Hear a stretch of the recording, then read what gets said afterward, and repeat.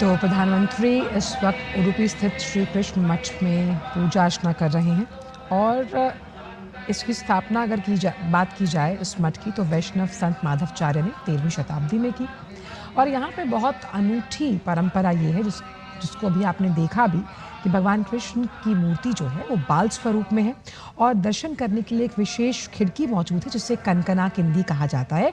इसी के माध्यम से आप वहाँ पर दर्शन अभिलाषी बन सकते हैं और ऐसी प्राचीन कथा है कि भक्त कनकदास का जो गहरा भक्तिभाव है उसी की वजह से ऐसा होता है। तो यहाँ पर प्रधानमंत्री पूजा अर्चना करते हुए वहाँ पर जो महंत हैं उनके साथ संवाद करते हुए नजर आ रहे हैं और कनकना किंदी जो कि स्वर्ण रूप में है उसके जरिए दर्शन करते हुए प्रधानमंत्री यहाँ नजर आ रहे हैं। तो उडुपी की बात जब हम करते हैं, दक्षिण भारत का एक प्रमुख धार्मिक और सांस्कृतिक केंद्र है। इसे दक्षिण भारत का मथुरा भी कहा जाता है। और सबसे अहम कि 8 मठों की अद्भुत परंपरा है।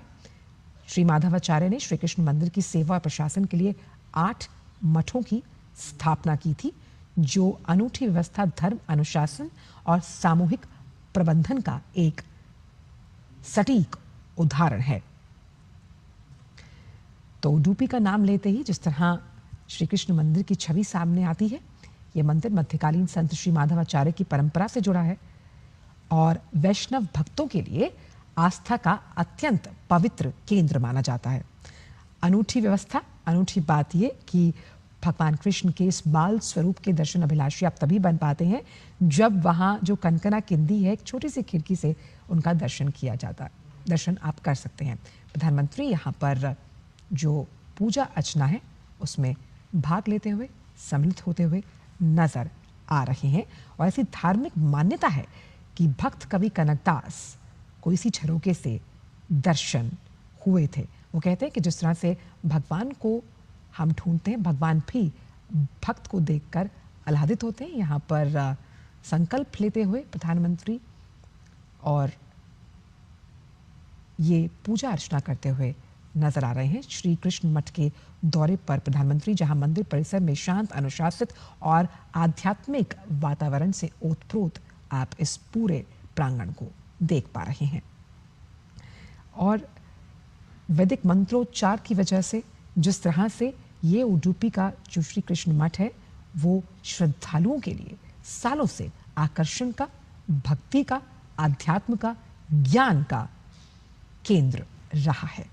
तो उडुपी स्थित श्री कृष्ण मठ के दौरे पर प्रधानमंत्री आध्यात्मिक और सांस्कृतिक उत्कृष्टता के लिहाज से आज अहम दिन, जब हम एक भारत श्रेष्ठ भारत की तस्वीर यहाँ पर सटीक होते हुए देखते हैं। प्रधानमंत्री यहाँ पर पूजा अर्चना के तमाम क्रियाकलापों में हिस्सा लेते हुए नजर आ रहे हैं। इस मंदिर से जुड़ी एक बहुत ही अहम मान्यता और भी है जिसका जिक्र अभी कुछ देर पहले नीरज भी कर रहे थे कि कैसे श्री माधवाचार्य ने समुद्र में तूफान में फंसे एक जहाज को अपनी दिव्य शक्ति से बचाया था।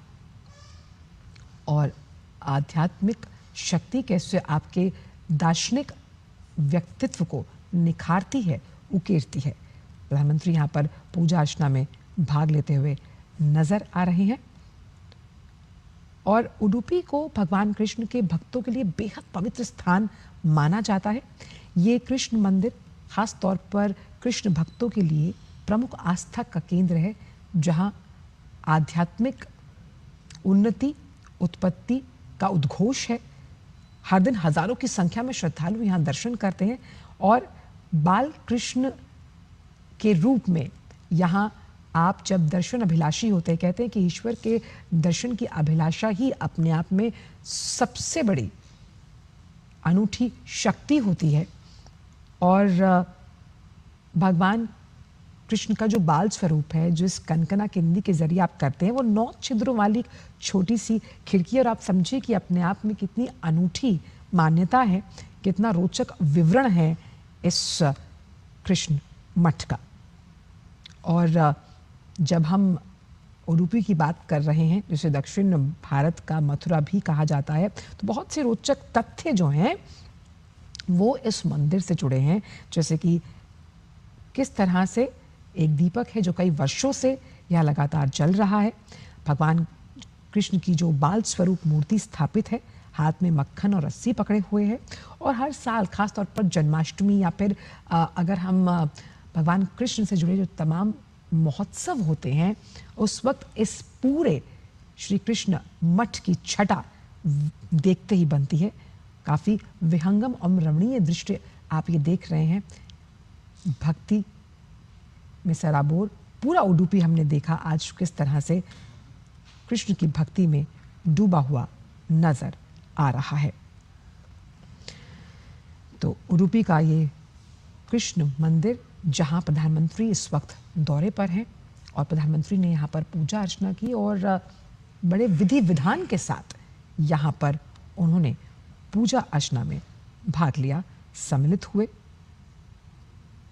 और किस तरह से संत महंत जो हैं आने वाली पीढ़ियों के लिए इस तरह एक सकारात्मक सोच और ऊर्जा को पैदा करते हैं, यानी कि जिसकी नींव आज से 13वीं शताब्दी में श्री माधव आचार्य द्वारा रखी गई, उसी इतिहास को आज हम सब अपने ज्ञान चक्षुओं से देख रहे हैं।